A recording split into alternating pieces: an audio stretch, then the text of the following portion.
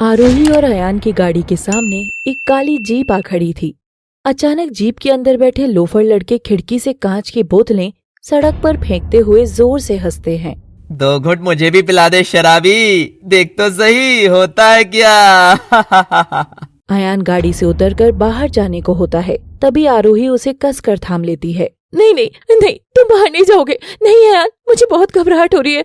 इन्होंने तुम पर हमला कर दिया तो कहीं। रिलैक्स, कुछ नहीं होगा जान। यूं डरने से थोड़ी ही जिंदगी जी जाती है। और फिर तुम डर क्यों रही हो, मैं हूँ ना तुम्हारे पास। अयान आरोही से अपना हाथ छुड़ा लेता है। आरोही का दिल मुंह को आ रहा था। अयान खिड़की से बाहर निकल रहा था, तभी थार के ड्राइवर का कांच नीचे होता है और आरोही की नजर वहीं पड़ती है। वो काली थार कोई और नहीं बल्कि वही बदमाश वेद चला रहा था। सलाम, तुम तो अपनी हिटलरगिरी सड़क पर भी चालू रखती हो और कमरे पर भी। अयान वापस आओ, प्लीज वापस आ जाओ। अयान थार की ओर बढ़ रहा था कि उसे वेद की बात का इतना क्रोध चढ़ता है कि वो गुस्से में ही वेद की गाड़ी का दरवाजा खींचकर उसकी गिरेबान पकड़ लेता है। अरे अरे भाई जी, ये क्या जोर जबरदस्ती है, हम तुमको कुछ बोले क्या? अबे साले, तुझे तो मैं अभी। अयान अपना गर्मा गर्म मुक्का जोर से भींचकर वेद की तरफ उठाता है। ये देख आरोही की चीख निकल पड़ती है। अयान नहीं! आजा साले, गले लग जा। हाँ यार, गले से लगी जा। अयान और वेद हंसते हुए गले लगते हैं। ये देख आरोही हैरान थी। आरोही, ये बदमाश से दिखने वाले नालायक लोग मेरे ही दोस्त हैं। सालों को अपनी शादी में बुलाया था, पर कॉलेज की क्लास की तरह मेरी शादी भी बंक मार गए। कमीनो। अरे दिल तो बहुत था भाभी जी से मिलने का, मगर पंगा कुछ और हो गया था। वो माँ बीमार हो गई थी। ये बोलकर गणेश तंबाकू चबाता हुआ आरोही की ओर देखकर जमीन पर थूकता हुआ अपनी छाती मसलता है। आरोही उन छिछोरों को देखकर हैरत में पड़ गई थी। चलो चलो, अब सब गाड़ी में घुसो। अपने भाई को सुहागरात भी तो मनानी है ना। पर भाभी जी से एक बात कहनी तो जरूरी है। भाभी जी, जरा रात में खिड़की दरवाजों की कुंडी ठीक से लगा लेना। वेद की बात पर गणेश ठहाका मार कर हंसता है। आरोही दोनों को घूर कर शीशा चढ़ा लेती है। घटिया नीच किस्म के लोग। एक तो इतना नीच है कि उस लड़की को छेड़ने की बात छिपाकर कहता है माँ बीमार थी, और दूसरा उनका ये लीडर जो अकड़ तो ऐसी दिखाता है जैसे शराब गुटका नहीं, राजा के महल में बैठकर शाही दावत ले रहा हो। कुंडी बंद कर लेना। अरे तुम होते कौन हो मुझे ऐसी नसीहत देने वाले? आरोही कार में बैठी अकेली ही बड़बड़ा रही कि तभी उसकी कमर पर हाथ आता है और वो चीख कर एक लाफा हवा में ही फिरा देती है। आउच! मगर उसके पीछे उसका पति अयान ही था। अयान बेचारा गाल सहलाता सा अपनी बीवी को देख रहा था। आरोही ये देख अयान को प्यार से लपक लेती है। ओह जान, तुम थे क्या? सॉरी ना, मुझे लगा ये लुच्चे लफंगों में से कोई होगा। सॉरी ना। हाँ, सुहागरात का ऐसा तोहफा दोगे तुम, मैंने सोचा ना था। तुम भी ना, तुम घर पर चलो तो सही, फिर देखो मैं तुमको कैसा तोहफा देती हूँ। Let's go. अयान तो बेसब्र था अपनी बीवी के साथ नजदीकी बढ़ाने को। आरोही भी अब जाकर थोड़ी नॉर्मल हो गई थी और आखिरकार आरोही विदा होकर अपने आम से दिखने वाले ससुराल के घर के बाहर खड़ी थी। चलो भी, क्या देख रही हो?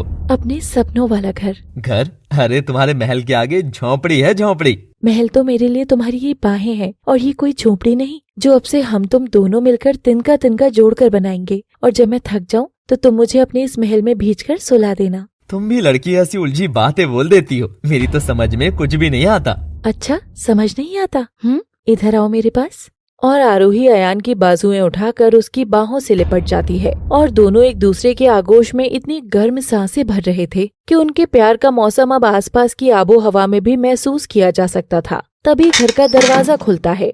मम्मी, भाई भाभी आ गए। भगवान तेरा शुक्र है इनको आज ही भेज दिया, वरना मैं तो समझी थी तुम अब सीधे छठी की रात के बाद ही आओगे। अरे मेरी बहू आ गई, कितनी बाट देखी तेरी, तेल के 3 दीवे सुखा दिए, पर ये मुआ तुझे लेकर पहुंचा नहीं। क्यों रे? वेद का तो कब का फोन आ गया था कि तू निकल गया है, फिर कहाँ रह गया था? तुम भी ना माँ, यही कर लो सारी बातें। हाँ कर लो, यही पत्तल और बिस्तर भी लगवा देते हैं तुम्हारा। अम्मा अपनी बहू को अंदर बुलाओ, सुहागरात वगैरह करो, तब तक हम तनिक फ्रेश भी हो जाते हैं। आरोही की आरती के बाद वो घर के अंदर आती है। जूही अपनी ननंद आरोही के पास बहुत प्यार से बैठी थी। जूही, मांगो क्या चाहिए? आप। धत, अरे बताओ बाबू, हम बड़े हैं ना तुमसे, इसीलिए आप ज्यादा चाहिए हो, क्योंकि आप बड़े हो। भाभी। आरोही जूही को शगुन के पैसे देती है तो जूही लेने से साफ इनकार कर देती है और उसके कान के पास जाकर फुसफुसाती है। देना ही है तो मेरे भैया को बहुत सारा प्यार देना। ये सुनते ही आरोही मुस्कुरा देती है। आखिर इससे अच्छी बिना लालच वाली ननद आरोही को कहाँ मिलती। लेकिन जूही की अगली लाइन ने आरोही के होश उड़ा दिए थे। इतना प्यार करना कि तुम पसीने पसीने हो जाओ और तुम्हारा रोम रोम प्यार में डूब जाए, एकदम पैशनेटली, वाइल्डली, अग्रेसिवली। जूही के मुंह से ऐसी चीजें निकलेंगी, आरोही ने कभी नॉर्मल सपने में तो छोड़ो, बुरे से बुरे सपने में भी नहीं सोचा होगा। आरोही का चेहरा सफेद पड़ गया था। भाभी को देखो भैया, एकदम सफेद हो गई है, जैसे अभी फोड़कर ऑमलेट बना डालो। अरे कुछ मजा ननद भाभी के बीच भी तो रहना चाहिए या नहीं? और फिर इसमें क्या शर्माना, ये तो सब नेचुरल है। I know everything. आरोही थोड़ी सी अनकंफर्टेबल होकर मुस्कुरा देती है। हाँ अम्मा जी, आप सर्वज्ञानी है, आपको सब आता है, आपको सब पता है। तो अब ये भी बता दीजिए कि हमें कमरे में कब जाना है। जूही अपनी माँ की ओर देखती है। मेघना घड़ी की ओर देखती है और चुप हो जाती है। अभी समय नहीं हुआ है। ठीक है माँ। समय? किस चीज का समय? अयान, क्या मैं कमरे में जाकर कमर सीधी कर सकती हूँ? बस जरा सी देर। हाँ जान, क्यों नहीं, ये तुम्हारा ही तो घर है, मगर हमारे कमरे में नहीं, जूही के कमरे में सो जा। हमारा कमरा तो अभी खास सज रहा है। आरोही मुस्कुराकर जाने लगती है कि तभी जूही उसे आंख मारती है। आरोही को अजीब लगता है और वो चली जाती है। आरोही दीपाली को फोन करती है। और हीरोइन, क्या एक्शन चल रहा है वहाँ? हीरोइन की तो यहाँ हड्डियाँ कड़क रही हैं। कहाँ ही एक्शन बहन, लगता नहीं कि आज रात का तो कोई कार्यक्रम करने की मुझ में हिम्मत बची है। अरे मर मत, अब पूरी उम्र वहीं रहना है तुझे। आज थक गए हो तुम दोनों, अब आराम करो। वैसे ये बता ससुराल कैसा है? और तू फोन आज ही कर रही है तो लग रहा है ठीक ही होगा, इतनी छूट है तो। हाँ सब अच्छा है, बस ये अयान की बहन कुछ ज्यादा ही अजीब है। मतलब अजीब, बहुत अजीब। कैसी अजीब? अरे यार, वो मेरे कान में कुछ अजीब मदहोशी वाली आवाज में बोल रही थी। अब पता है ऐसे कौन बात करता है? कहीं तेरी ननद वो तो नहीं? वो क्या?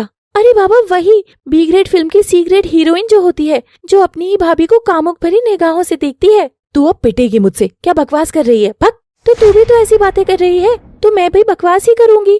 अरे ननद को छोड़, अपने बैड बॉय पति को लपक, समझी?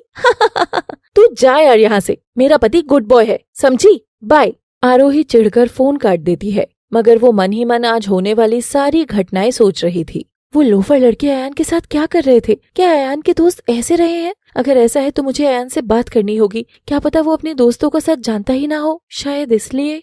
आरोही के कमरे पर ठक ठक होती है। जूही सामने दूध का गिलास लेकर खड़ी थी। आरोही उसे देखते ही फिर सुन्न पड़ गई। भाभी जी, वैसे तो ये काम पत्नी पति के लिए करती है, मगर सोचा मैं ही मेरी भाभी के लिए दूध ले आऊं। आखिर वो इतना थक जो रही है।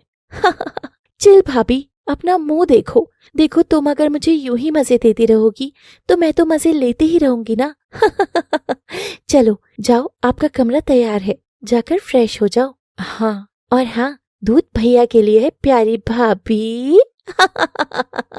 जूही वहीं खड़ी रहकर हंसती रहती है, लेकिन आरोही फटाफट अपने कमरे में लौट जाती है। बेटा आरोही, तू सबसे पहले फ्रेश हो ले, वरना ये तेरी ननद की मदहोशी तुझे सुन ही रखेगी।